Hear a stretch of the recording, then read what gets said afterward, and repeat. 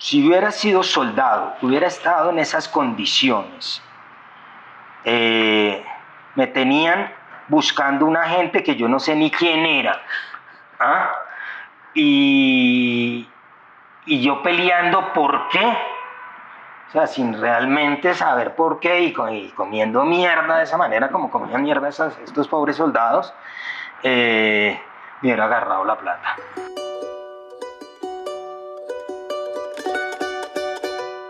Bienvenidos a El Refugio de los Tocados, un espacio para conversar con quienes han mirado de frente sus propias fisuras y han hecho de ellas una manera de narrar el mundo. A través de una obra, indagamos sobre las contradicciones, heridas y deseos del invitado.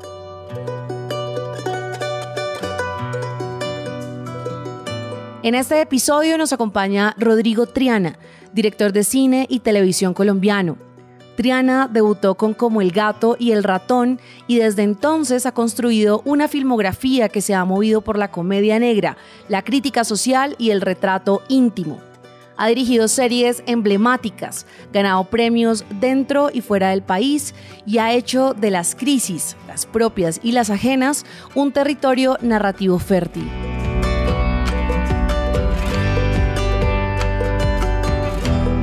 Comenzó estudiando cine en la República Checa, de donde fue expulsado y ese tropiezo, lejos de quebrarlo, lo empujó a reinventarse. Argentina, talleres, rodajes, televisión, cine otra vez, su carrera es una muestra de que la creación también se sostiene sobre los golpes, las dudas y los regresos con el rabo entre las piernas, como él mismo lo dice. Hoy llegamos a uno de sus trabajos más representativos. Soñar no cuesta nada es una película basada en hechos reales ocurridos en 2003. 4 soldados colombianos, Porras, Vanegas, Lloreda y Perlaza, encuentran en medio de la selva amazónica y del combate contra las FARC 46 millones de dólares del bando contrario. Lo que sigue es una avalancha, el vértigo del dinero fácil, los caprichos, la ilusión de escapar de la vida que los marcó y la caída inevitable. La película retrata con humor, dolor y lucidez la forma en que un país atravesado por la guerra convierte incluso la suerte en un campo minado.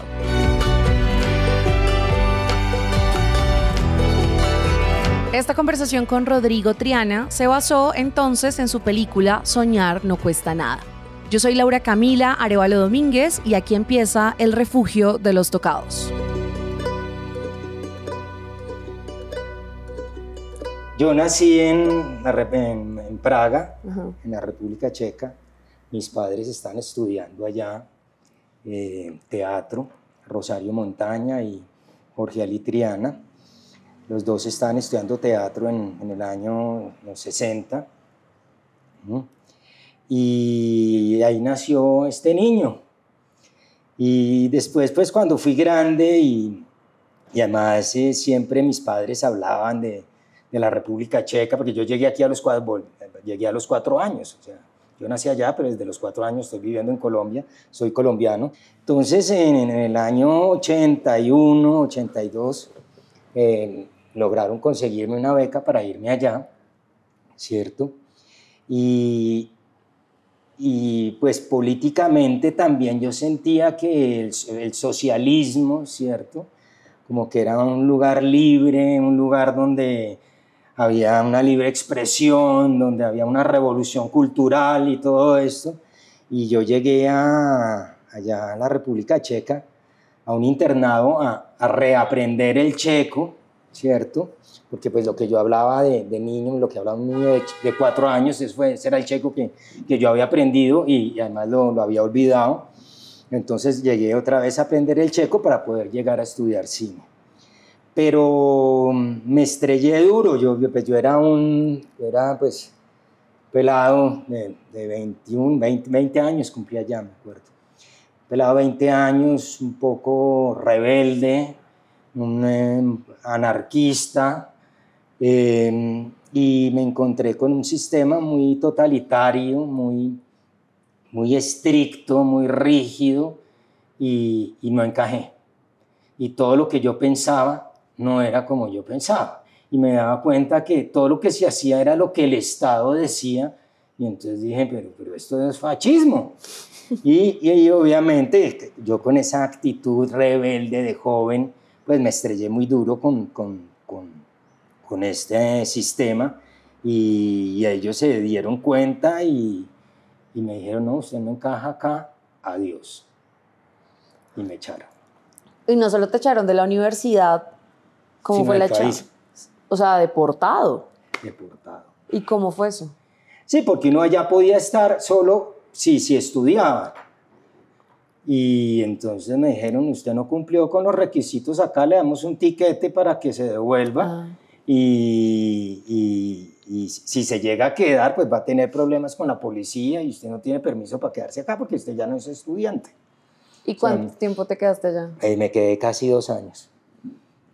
¿Y les contaste a tus papás que te habían echado acá en Bogotá o allá? ¿O desde allá? Ese fue duro porque mi papá tenía mucha ilusión de que yo estudiara allá. Él había sido un gran estudiante. Él le había ido muy bien, ellos habían sido muy felices allá.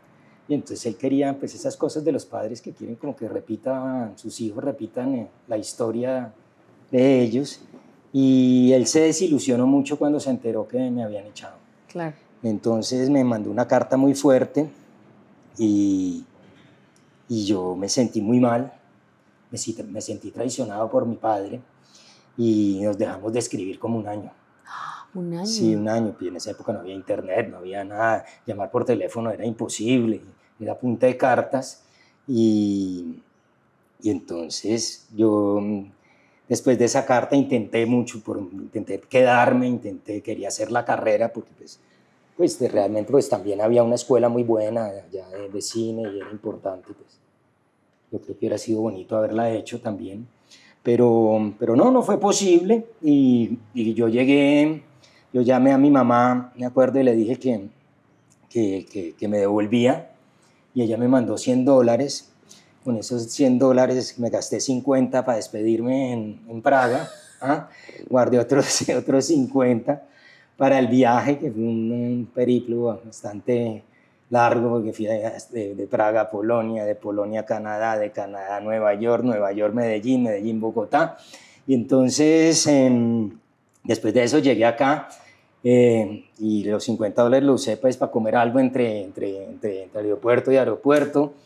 Por suerte en Nueva York me encontré con una gente, había unas señoras, me acuerdo, y acababa de caer el avión de Avianca, donde murió Marta Traba, y estaban hablando de Marta Traba y de la pintura en Colombia. Y entonces yo les dije, mira, yo soy nieto de Jorge Elías Triana, que es pintor, que es el que pinta esto, ¿no? Ajá. Y entonces dijeron, claro, Jorge Elías Triana, no sé qué, ¿y usted qué hace acá? No, entonces les conté toda mi historia y que no tenía ni un peso y ya llevaba todo ese viaje, ya como 2 días viajando, 3 días en avión y no tenía plata y me invitaron a desayunar y todo, y fue súper bonito. Y después pues me subí en el avión y me acuerdo me encontré con unas paisas que no venían hacía rato a Colombia.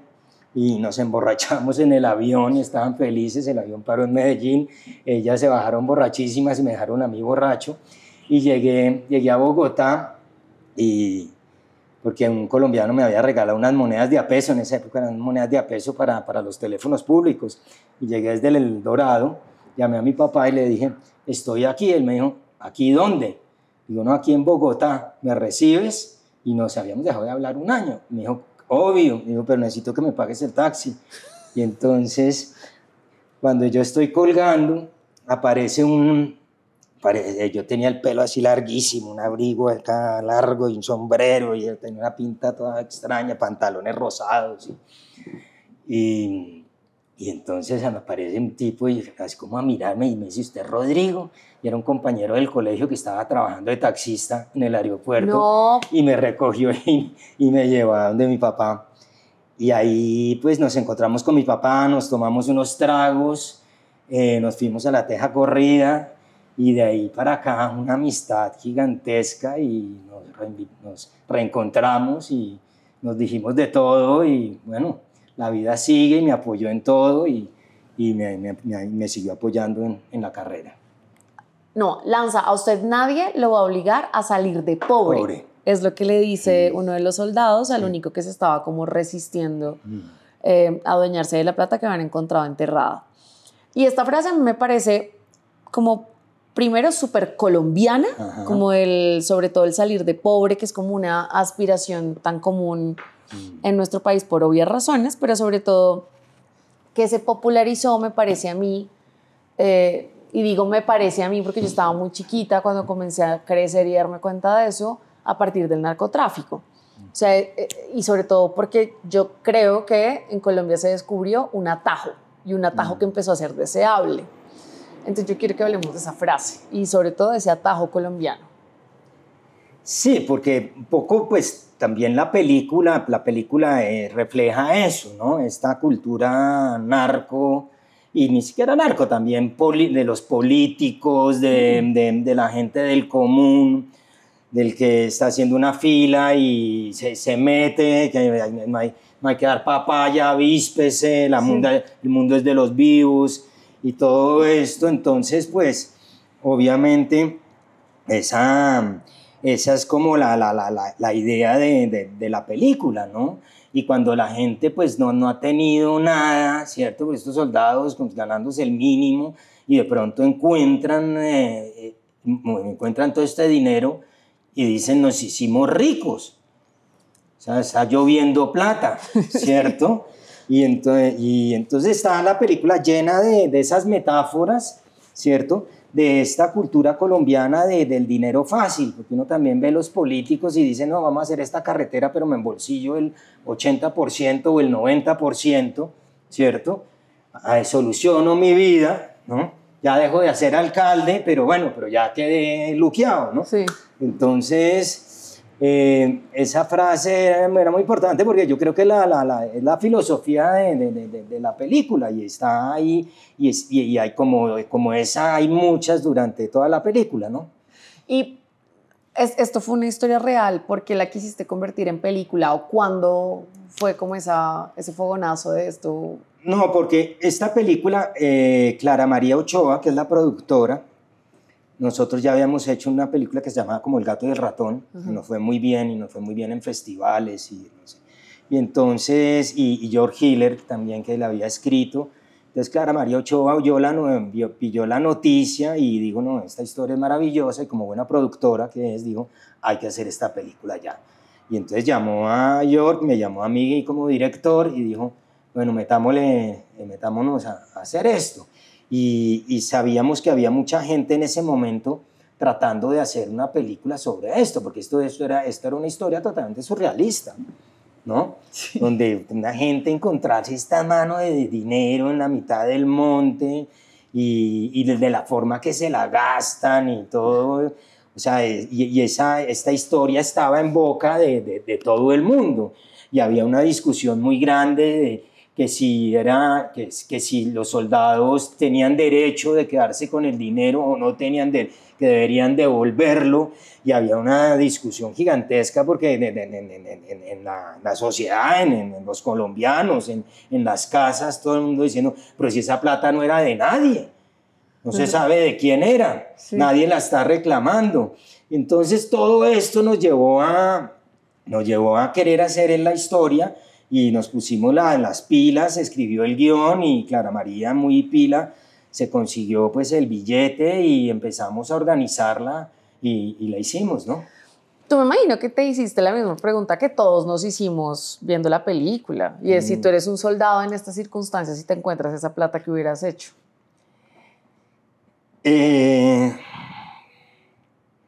Yo creo, si hubiera sido soldado, hubiera estado en esas condiciones, me tenían buscando una gente que yo no sé ni quién era, ¿ah?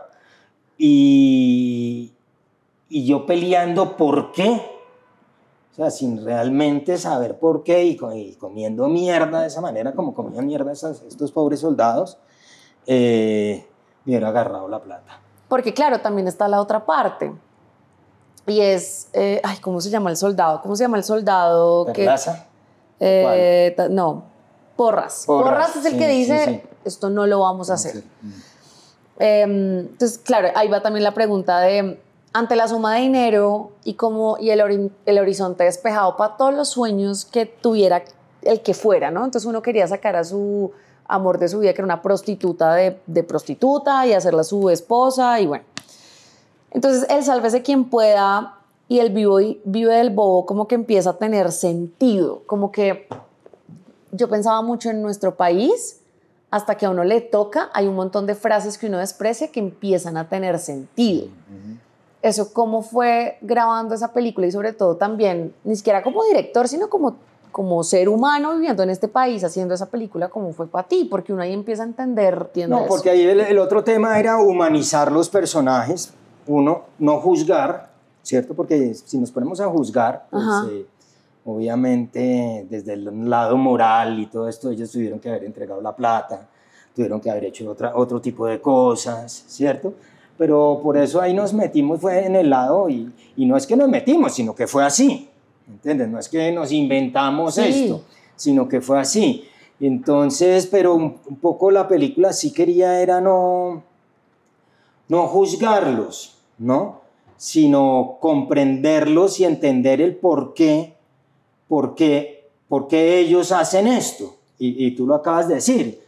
O sea, vengo de comer mierda, de comer mico, de estar botado en la selva sin que nadie me defienda, ¿cierto? A punto de morir porque se están jugando también sus vidas, teniendo familias y allá abandonados y por una causa que ni siquiera es la mía, ¿me entiendes? Porque no hay nada, realmente no sé si tengan la conciencia de por qué están peleando ahí. No hay realmente un profesionalismo en el ejército colombiano, y yo creo que por eso sucede eso, porque si hay un profesionalismo y hay una buena educación y hay unos buenos valores, ¿cierto? Entonces yo creo que los soldados colombianos acá actuarían de otra manera.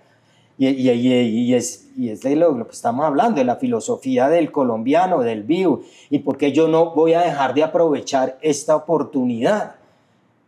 Esta oportunidad que se me presenta en bandeja de plata, ¿por qué no la voy a aprovechar? ¿Cierto? Tengo una mamá que no tiene casa, tengo unos hijos que no pueden ir a la escuela.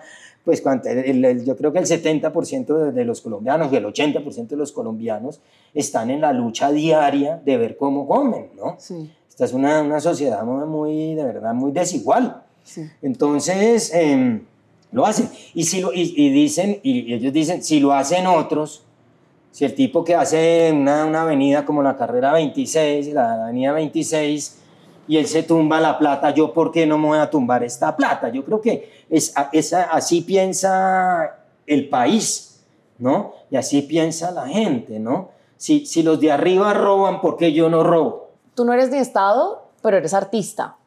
Y para mí, que soy periodista, nosotros tenemos una responsabilidad sobre la sociedad para la que trabajamos, ¿no? Porque prestamos un servicio. Pero uno, ¿cómo habla de valores ante esa circunstancia? Valores como la lealtad, la moral no es un valor, pero sí la honestidad, la honradez. Sí, pues ahí está lo que te digo, pues la educación, ¿no? Y es un país sin educación, sin oportunidad, porque si tú sabes que tienes oportunidades, tú sabes que puedes, siendo un gran soldado, puedes vivir bien, puedes conocerle la casa a tu mamá, tú puedes hacer, o sea, si tú sabes que haciendo tu oficio puedes llegar a ser alguien y a construir un país, ¿me entiendes? Yo creo que actuaría diferente. Pero es que aquí es donde yo voy, es que está tan permeado esa cultura del aprovecharse, porque pues los políticos y los contratistas y toda esta gente que tiene educación, que supuestamente debería tener valores, que deberían tener de todo, y no los tienen, ¿me entiendes? Entonces pasan por encima de todo. Entonces yo creo que eso está tan enquistado en la cultura colombiana, y no diría colombiana, sino mundial también, porque también, y esta cosa del nuevo rico, ¿no? Porque también, Y lo ves también, un futbolista quiere llegar, ser famoso, ganarse un billete y tener mujeres y tener esto y tener... O sea, es lo que te ha puesto esta sociedad, Sí. que es ser exitoso. Ser exitoso es tener un carro, ser exitoso es tener una mansión, ser exitoso es tener joyas, ser exitoso es tener mujeres, o no sé, una mujer ser exitosa también, ¿qué es? Poderse comprar los zapatos más caros, poder tener la casa que quiere, poder coger y verse como quiera, no verse sé. deseable, sí. Deseable, transformarse, tener dinero para poderse poner unas buenas tetas, boca, labios, no sé. Engallarse. Entonces, eso está tan enquistado en esta sociedad que pues, eso es lo que tenemos que cambiar, yo creo. Eso es lo importante, y no solo Colombia, por eso yo digo en otros lados, ¿no? Hay un derroche, mientras en África están muertos de hambre, y hay una gente gastando un dinero de una manera que no es. Eso es lo que a mí me duele, ¿no? Esa es la pregunta que hay que hacernos, ¿no? Óyeme, y si ese de repente no es el éxito, entonces, ¿cuál es el éxito? Yo creo que el éxito tiene que estar en el sentido de ser una gran persona, ¿no? Uno. Mi éxito es tener una linda familia. Tu éxito, estás hablando Sí, del tuyo. Mi éxito, sí. Sí, pero yo no puedo hablar de los otros. Okay. Mi éxito es tener una gran familia, tener unas niñas, mis hijas, que me quieran y yo poder estar con ellas lo máximo que yo pueda y hasta el momento que yo pueda, ¿cierto? Mi éxito es poder trabajar en lo que a mí me gusta, hacer lo que a mí me gusta. Y habrá unas cosas que tienen más éxito y son más, no éxito, populares que otras, ¿no? Y mi éxito es tener también, poder decirle algo al planeta, darle algo a los seres humanos, ¿cierto? Con las historias que cuento, que les llegue y les diga y los ponga a cuestionarse, a preguntarse, ya sea sobre política, sobre el amor, sobre las relaciones, sobre tu país. Entonces yo creo que si uno hace eso, para mí, yo como Rodrigo Triana, yo creo que en ese sentido me siento muy agradecido por la vida que me ha dado este camello, me ha dado este trabajo y poderme expresar así. Por ejemplo, a mí me encanta también hacer historias, el melodrama me encanta. Me encantan las historias de amor, me encantan las relaciones. Me encanta poder hablar de eso y cuestionarme y tener una posición crítica, ¿no? Y poder ver, y que a mí no me gustan las cosas cuando me las entregan totalmente masticadas, sino me gusta como que exista la conversación, que nos sentemos acá y oír diferentes puntos de vista. Y yo creo que eso le falta a la sociedad, porque ahora todo lo ponemos en blanco y negro, ¿no? Y entonces si tú piensas de una manera, yo pienso de otra, ya aquí se cortó la cosa. Sí. No, tenemos que poder tener diálogo y poder evolucionar y creo que también hay que pensar en los otros, ¿no? Ser más colectivo, ¿no? Poder dar y poder dar un granito de arena a esta sociedad, ya sea, no sé, en la ecología, en tantos problemas que tenemos como sociedad y sobre todo, por ejemplo, ahora estamos, yo creo que el mundo está en un momento muy complejo, ¿no? Y esto que vemos ahí en esa película donde el dinero lo es todo. Sí. El Dios es el dinero. Tú ahorita acabas de mencionar que has tenido proyectos digamos, no, populares. Yo estoy de acuerdo con que esa palabra resulta ser muy problemática. Pues sí, como digamos que más apetecidos que otro, más vistos que otro. Pero, por ejemplo, en esta película, seguramente fuiste una persona que en ese momento dijiste, bueno, le pegué, esta vaina funcionó. ¿Te has sentido en un momento como con el éxito en la cabeza, emborrachado por ese éxito? ¿Ha habido algún momento en donde, por ejemplo, como estos soldados que se encontraron ese montón de plata, te hayas de repente perdido un poco de la tierra por todo ese éxito? Nunca. ¿No? No. Ni siquiera por tu papá, o esas conversaciones con tu papá. No, nunca, porque cuando termino algo, ese ya fue. Viene la otra. Y la otra tendrá sus bemoles y traerá sus cosas. Y hay veces nos ha ido bien y a veces nos ha ido mal. Y es que el éxito, yo siento que pues yo como mi profesión como director, y es algo que lo he pensado mucho en este tiempo, yo quiero ser feliz con lo que yo hago. Y es lo que más me interesa a mí en la vida. Llegar a un set y divertirme y jugar. Y eso es lo lindo de este trabajo, que somos unas personas que jugamos con la vida, jugamos con los sentimientos. Nosotros matamos, odiamos, amamos.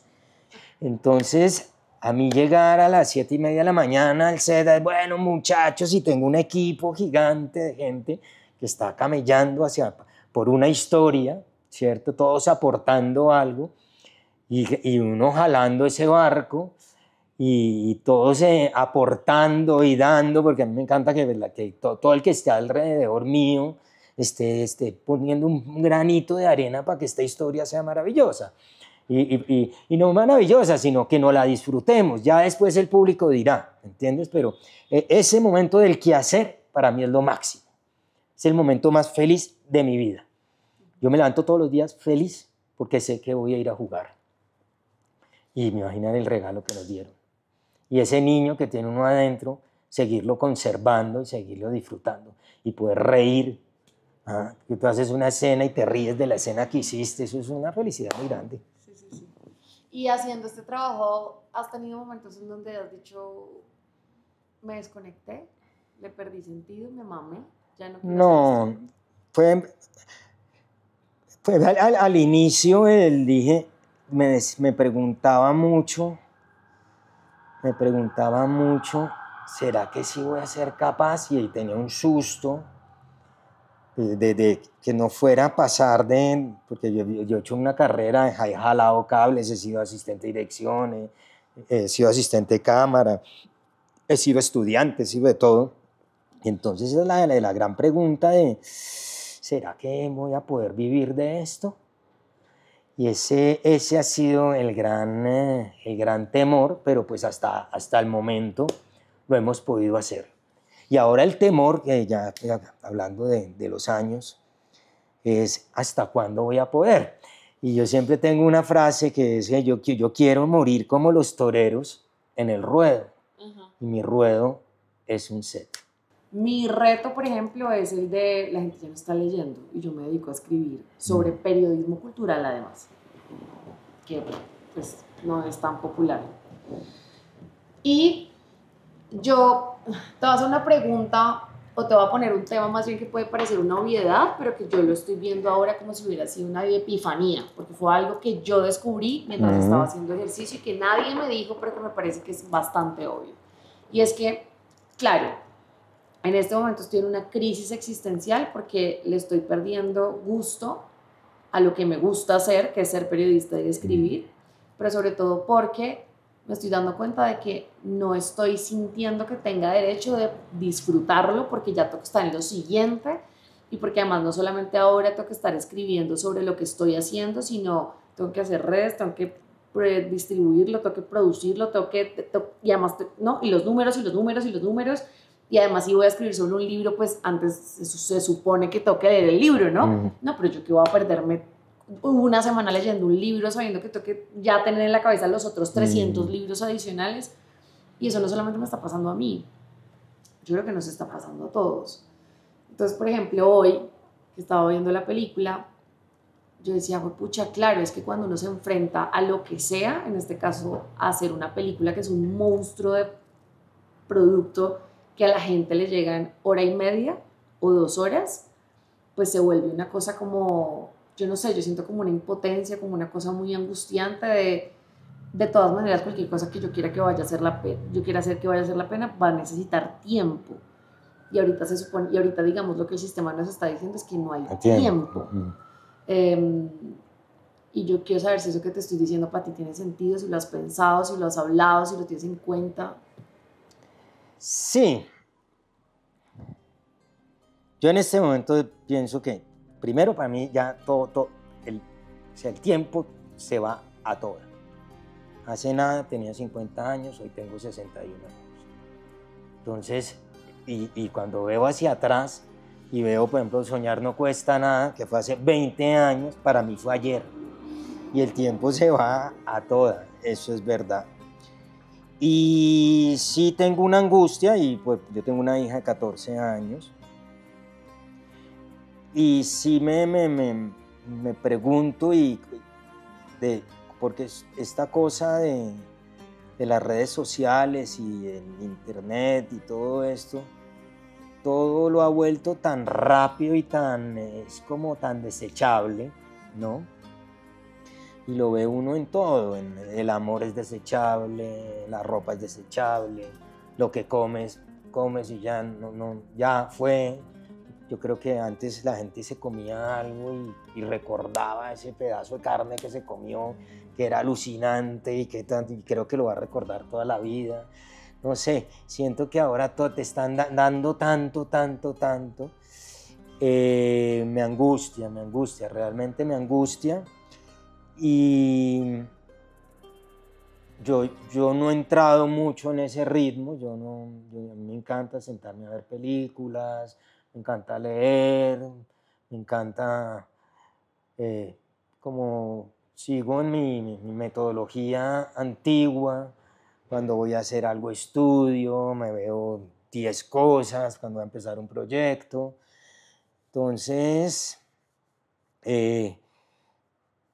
creo que pues en mí no aplica mucho, pero sí me preocupa pues por mis hijas, ¿no?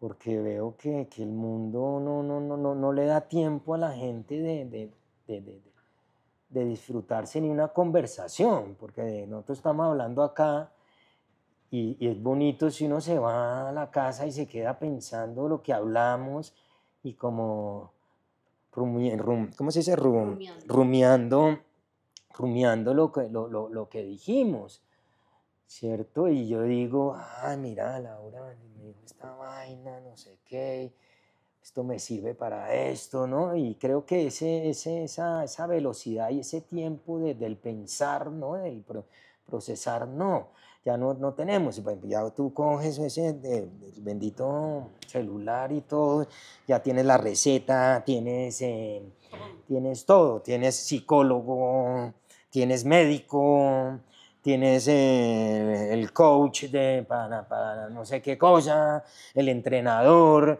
tienes todo ahí, ¿entiendes? Entonces, y nos está volviendo también unos seres solitarios. ¿Por qué estos soldados, cuando llegaron a la ciudad, se gastaron la plata como se la gastaron?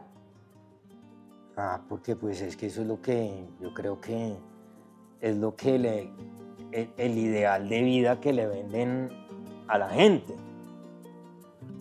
Y pues tú ves en una sociedad, por ejemplo en los 90, tú veías los traquetos invitando a todo el mundo en Masái, llegaba Pablo Escobar, invitaba a todo el mundo, veías a Leder gastándole a todo el mundo.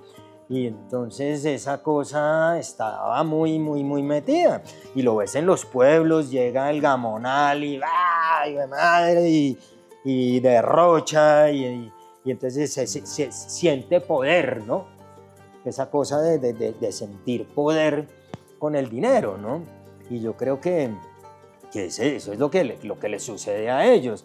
Puedo cerrar un prostíbulo como lo hace Pablo Escobar, entonces soy un putas, ¿ah? Y Pablo estaba entre los 10 hombres más ricos del mundo, entonces soy como Pablo Escobar, entonces, y nos han mostrado que esos son nuestros ídolos.